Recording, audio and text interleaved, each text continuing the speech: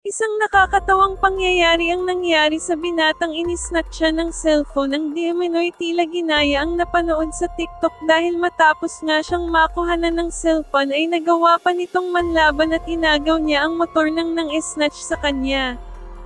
Diba nakakatawang pangyayari kasi sa halagang 10,000 niya na cellphone ay tila nalugi pa ang snatcher sa kanya.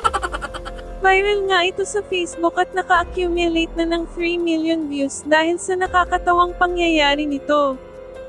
Ayon kasi sa mga pulis na tila ba kagaya ito sa isang TikTok skits na nung hahablutin na ang cellphone niya ay akma naman nitong mang-aagaw ng motor.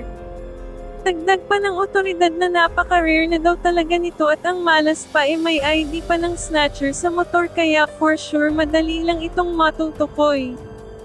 Marami naman ang di natuwa sa ginawa ng binata dahil paano na lang kung sakaling may dala itong palim o di kaya'y beng-beng di worth it ang panlalaban niya.